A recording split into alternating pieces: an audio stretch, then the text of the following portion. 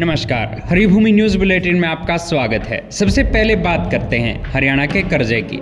हरियाणा में 7 मार्च से विधानसभा का बजट सत्र शुरू होने वाले हैं।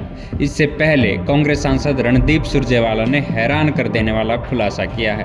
उनके अनुसार इस समय हरियाणा में वित्तीय आपातकाल के हालात हैं। रणदीप सुरजेवाला ने आंकड़े पेश करते हुए सोशल मीडिया प्लेटफॉर्म एक्स पर बताया कि हरियाणा सरकार का सालाना बजट 1,89,876 करोड़ रुपए का है, जबकि 3,17,982 करोड़ रुपए का कर्ज है।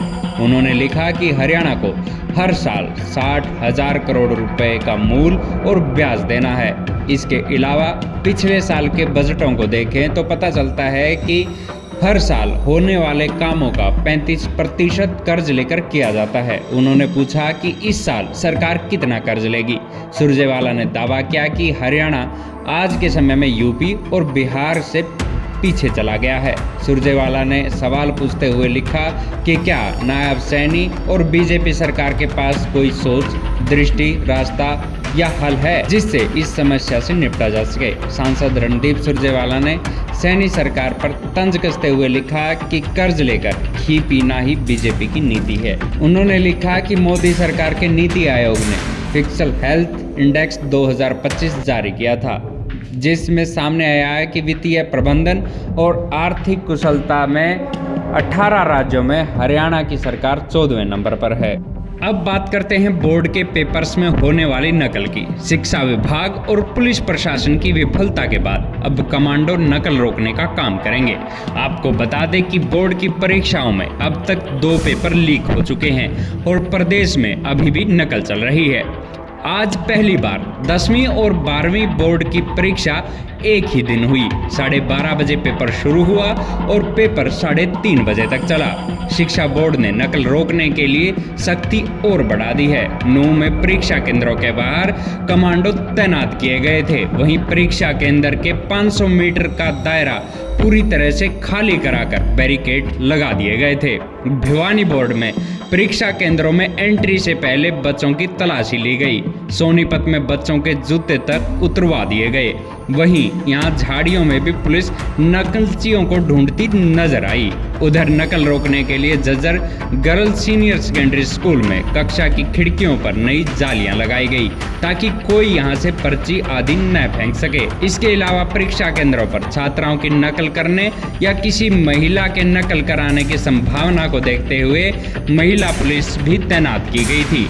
अगली खबर रोहतक से आ रही है, जहां उपायुक्त कार्यालय में समाधान शिविर के दौरान शिकायत का समाधान न होने से आहत कंसाला के ग्राम पंच बलवान सिंह ने तेल छिड़ककर खुद को आग लगा ली। मौके पर मौजूद लोगों ने उनका बचाव करते हुए आग को बुझाया। इतनी बड़ी घटना होने के बाद जिला उपायुक्त ने मामले में तत्काल कार्रवाई का आश्वासन दिया और बलवान सिंह को प्राथमिक उपचार के लिए अस्पताल भिजवा दिया। कंसाला के पंच बलवान सिंह ने सरपंच पर मनरेगा में धांधली का आरोप लगाते हुए अधिकारियों को शिकायत दी थी, लेकिन अधिकारी शिकायत पर कार्रवाई नहीं कर रहे थे।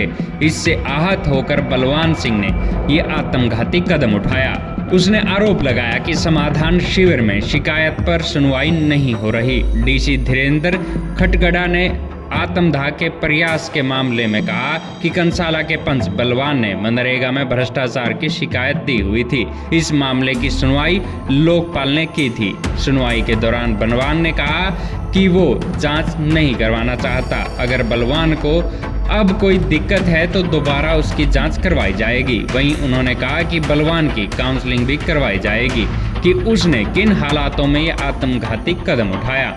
अब बात करते हैं मौसम की। हरियाणा में एक बार फिर से सर्दी ने दस्तक दे दी है। पहाड़ी क्षेत्रों में चल रही बर्फबारी और उत्तर पश्चिम से आने वाली तेज हवाओं ने राज्य में ठंडक बढ़ा दी है। पिछले कुछ दिनों से पहाड़ी इलाकों में हुई ताज़ी बर्फबारी और मैदानी क्षेत्रों में हवाओं की रफ्तार बढ़ने से मौसम में अचानक बदलाव देखने को मिला है। मौसम विभाग के अनुसार अगले 5 दिनों तक हरियाणा में 15 से 20 किलोमीटर प्रति घंटे की रफ्तार से हवाएं चलेंगी, जिससे रात का तापमान 5 से 8 डिग्री तक नीचे आ सकता है। हरियाणा कृषि विश्वविद्यालय के मौसम विभाग के प्रमुख डॉक्टर मदन खीचड़ ने बताया कि 9 मार्च तक मौसम शुष्क रहेगा। लेकिन परिवर्तनशील बना रहेगा। इसके बाद 9 से 12 मार्च के बीच 2 कमजोर पश्चिमी विक्षोभ सक्रिय होंगे, जिससे मौसम में हल्की हलचल और तापमान में उतार चढ़ाव देखने को मिलेगा। पहाड़ी क्षेत्रों में हल्की बर्फबारी भी हो सकती है। अब खबर उपराष्ट्रपति की। सिरसा में आज उपराष्ट्रपति जगदीप धनखड़ माता हर की देवी कॉलेज के दीक्षांत समारोह में शामिल हुए। धनखड़ ने दीक्षांत समारोह में 362 स्टूडेंट को डिग्रियां बांटी। उन्होंने संस्थान के स्टूडेंट्स और फैकल्टी को भारतीय संसद में मेहमान के रूप में आने के लिए कहा है। धनखड़ ने स्टूडेंट और फैकल्टी को लंच के लिए बुलाया है। उन्होंने कहा कि हर स्टूडेंट को रिसीव करने का उन्हें मौका मिलेगा। धनखड़ के साथ मंत्री रणबीर गंगवा और पूर्व विधायक अभय चौटाला भी मौजूद रहे। इसके बाद धनखड़ ने 400 स्टूडेंट को डिग्री बांटी। समारोह को संबोधित करते हुए धनखड़ ने कहा कि मेरी हैसियत चौधरी देवीलाल के साथी की भी नहीं हो सकती, मैं तो उनके चरणों में रहा हूं। उपराष्ट्रपति ने जेसीडी विद्यापीठ में बने हरियाणा के पूर्व मुख्यमंत्री स्वर्गीय ओम प्रकाश चौटाला म्यूजियम का भी उद्घाटन किया। अब बात करते हैं पलवल की। पलवल में गो तस्करी के शक में 2 युवकों को गुरुग्राम नहर में फेंकने के मामले में बड़ा खुलासा हुआ है। पीड़ित का आरोप है कि उन्हें पहले पुलिस वालों ने रोका और फिर तथाकथित गोरक्षकों के हवाले कर दिया। इसके बाद उनके साथ मारपीट की गई और फिर उन्हें नहर में फेंक दिया गया। इस दौरान नहर में डूबने से एक युवक की मौत हो गई, जबकि दूसरा युवक नहर से किसी तरह बाहर निकलने में कामयाब रहा और पुलिस थाने में जाकर पूरे मामले की शिकायत की। पुलिस ने युवक का शव बरामद कर लिया है और पोस्टमार्टम के लिए भेज दिया है।